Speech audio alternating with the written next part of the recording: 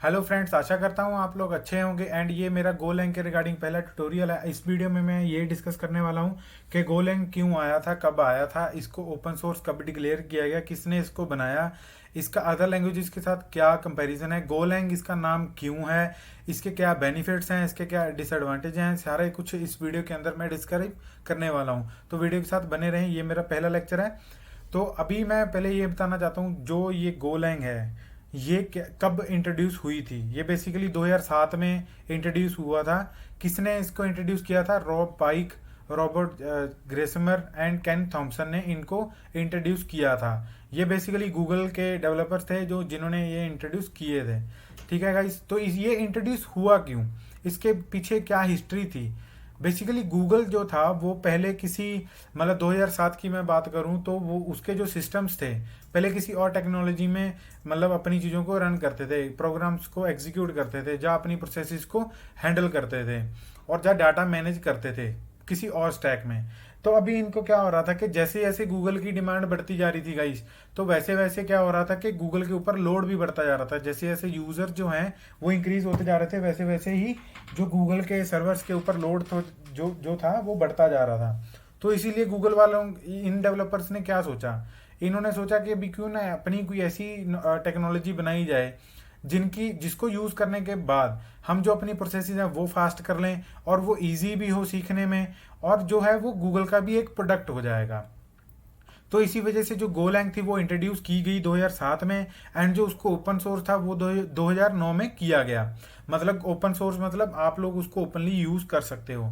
तो गोलैंग का जो बेसिकली सिंटैक्स है वो किसके सिमिलर है? सी लैंग्वेज जो थी हमारी, जो सबसे फास्ट लैंग्वेज है, उसके कंपैरिजन बिल्कुल सेम है। ठीक है गाइस, जो गोलैंग है वो एक प्रोसीजरल लैंग्वेज है। प्रोसीजरल लैंग्वेज का मतलब क्या होता है कि मान लो कि आप एक सेट ऑफ इंस्ट्रक्शंस लिख रहे हो किसी पर्टिकुलर प्रॉब्लम को एग्जीक्यूट या सॉल्व करने के लिए, वो होती हैं प्रोसीजर लैंग्वेजेस। एंड ये क्या है? स्टैटिक टाइप लैंग्वेज है।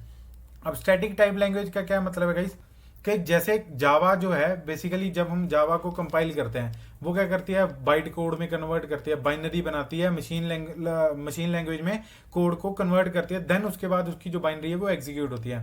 सेम गोलैंग के अंदर भी वैसे ही होता है। ये क्या करता है, बेसिकली जो कोड होता है उसकी बाइनरी बनाता है, देन बाइनरी को एग्जीक्यूट किया जाता है। तो आशा करता हूँ आप लोगों को ये कुछ पॉइंट्स हैं जो वो क्लियर हो गए होंगे। अब मैं बात करता हूँ कि गो जो है उसका नाम गो या गोलैंग कैसे पड़ा। तो गाइज, जब गूगल वालों ने इस लैंग्वेज को इंट्रोड्यूस किया, जब इसका जो डॉक्यूमेंटेशन था, जो golang.org है या go.org है या गो स्पेक है, वो बेसिकली एक डोमेन पे रजिस्टर्ड है। अब इन्होंने go.org जो था वो पहले ही कहीं और रजिस्टर्ड था। अब इन्होंने क्या कर दिया, फिर उसके बाद इन्होंने सर्च किया कि golang.org अवेलेबल है, अगर है तो वो हम खरीद लेते हैं और उसके ऊपर हमारी डॉक्यूमेंटेशन है जो वो डाल देते हैं। तो guys, golang dot O R G जो था वो अवेलेबल था, तभी इन्होंने इसका नाम गोलैंग रख दिया है।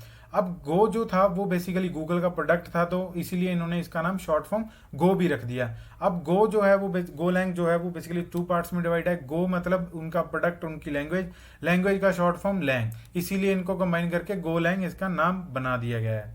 अब गोलैंग बनी क्यों वो मैंने आपको बता दिया कि उनके सर्वर्स का जो लोड था वो इतना ज़्यादा बढ़ रहा था दिन ब दिन। उनको हैंडल करने के लिए उनको कोई ऐसी लाइट वेट लैंग्वेज चाहिए थी जो कि कंकरेंसी भी प्रोवाइड करे। कंकरेंसी मतलब थ्रेड्स के ऊपर काम करे, जो प्रोसेस इंडिपेंडेंटली रन कर सकते हैं, उनके ऊपर मतलब हम उन चीज़ें डेवलप कर सकें और अपना सिस्टम चला सकें। तो इसीलिए गो को बनाया गया था। ये एक सिंटैक्स ईजी होता है, इसको सीखना इजी रहता है, एंड ये फास्ट होती है as compared to Python, Java and other languages. तो इसीलिए ये बनाई गई थी। इसका पर्पस क्या था वो भी मैंने बता दिया। कंपैरिजन जो है, क्या ये जो सबसे पहले जो मैं भी इसके एडवांटेज बताता हूँ, एडवांटेज जान के आप इसका कंपैरिजन अदर लैंग्वेजेस के साथ कर सकते हैं। जो पहली एडवांटेज है वो है गाइज, ये फ्लेक्सिबल है, मतलब इसको ये क्या है, सिंपल है और इजी टू लर्न है। दूसरा क्या है कि इसमें जो वेरिएबल डिक्लेरेशन है वो बेसिकली इतनी ज़्यादा ईजी है कि आप जैसे ऐसे करके भी कॉलन इक्वल टू लगा के भी आप वेरिएबल जो है वो डिक्लेयर कर सकते हैं। ये कंकरेंसी को सपोर्ट करता है। आप कंकरेंसी क्या होते हैं, मतलब मल्टीपल प्रोसेसेस को कंटिन्यू मतलब कंकरेंटली रन करना, ये उसको भी सपोर्ट करता है। इसकी क्विक आउटकम होती है, मतलब ये फास्ट होती है। ये कुछ लाइब्रेरीज को भी प्रोवाइड करता है। इसके लिए इस लैंग्वेज के अंदर बेसिकली आपको इनबिल्ट जो गार्बेज कलेक्टर है वो भी मिल जाता है। तो गाइस इंटरफेसेस को इसके अंदर इंट्रोड्यूस किया गया। परफॉर्मेंस है वो भी इसकी जो है वो बहुत मतलब अच्छी है as compared to other languages. Simplicity है इसके अंदर एंड गार्बेज कलेक्शन जैसे मैंने अभी बताया, और स्टैटिक टाइप भी मैंने अभी एक्सप्लेन कर ही दिया है। तो गाइस ये था इसकी एडवांटेजेस, इसका कंपैरिजन टू अदर लैंग्वेजेस। अब देखो गाइस, कोई भी चीज़ है उसके एडवांटेजेस हैं तो उसके डिसएडवांटेजेस भी होंगे ही होंगे। तो गाइस डिसएडवांटेजेस क्या हैं, ये जेनरिक्स को सपोर्ट नहीं करता। अब जेनरिक्स क्या होते हैं, बेसिकली मान लो कि आप लोग किसी भी डेटा टाइप को किसी डेटा टाइप के अंदर कन्वर्ट करना चाहते हैं, तो वो मतलब हम जेनरिक्स को क्या बोलें कि जेनरिक मतलब क्या होता है कि कोई ऐसा फंक्शन या कोई ऐसा पीस ऑफ कोड जो कुछ भी एक्सेप्ट करे, जो हम आउटकम चाहते हैं वो उसके अंदर उसको कन्वर्ट करके दे दे। ठीक है गाइस, तो ऐसा जेनरिक को ये सपोर्ट नहीं करता। बट ये 1.20 जो करंट वर्जन अभी आया है, लेटेस्ट अपडेट, उसके अंदर ये चीज़ वो सपोर्ट करता है। मतलब ये 1.18 के अंदर सपोर्ट करने लग गया था, मतलब 1.20 अभी करंट वर्जन चल रहा है, तो मैं वो सिर्फ आपको बता रहा था। तो इसके अंदर जो है ऑब्जेक्ट ओरिएंटेड फीचर्स हैं जो वो नहीं इसके अंदर हैं। ठीक है गाइज, इसके अंदर कुछ लाइब्रेरीज हैं लाइक यूआई टूल्स, वो मिसिंग हैं। तो गाइज ये थे इसके डिसएडवांटेजेस, मैंने एडवांटेजेस भी बता दिए। ये क्या लैंग्वेज है, ये इसका कंपैरिजन अदर लैंग्वेजेस के साथ क्या है, ये फास्ट क्यों है, ये सारी चीज़ें मैंने इस वीडियो के अंदर डिस्क्राइब कर दी हैं। अगर किसी को फिर भी कुछ किसी भी रिगार्डिंग कोई डाउट है तो मेरे को वो कमेंट सेक्शन में बता सकता है। एंड इसके बाद जो हमारी वीडियो आएगी वो आएगी इंस्टॉलेशन ऑफ गोलैंग एंड उसका फर्दर पूरा का पूरा कोर्स, एंड उसके साथ हम कुछ इंटरव्यू लेवल के क्वेश्चंस भी डिस्कस करने वाले हैं। तो उस सारी वीडियोस को देखना बहुत ही ज़रूरी है गाइस, क्योंकि मोस्ट ऑफ दी ऐसे कॉम्पिटिटिव क्वेश्चंस हैं रिगार्डिंग गोलैंग एंड डीएस के रिगार्डिंग भी, कि ये आपको डेटा स्ट्रक्चर के अंदर कैसे हेल्प आउट करेगा।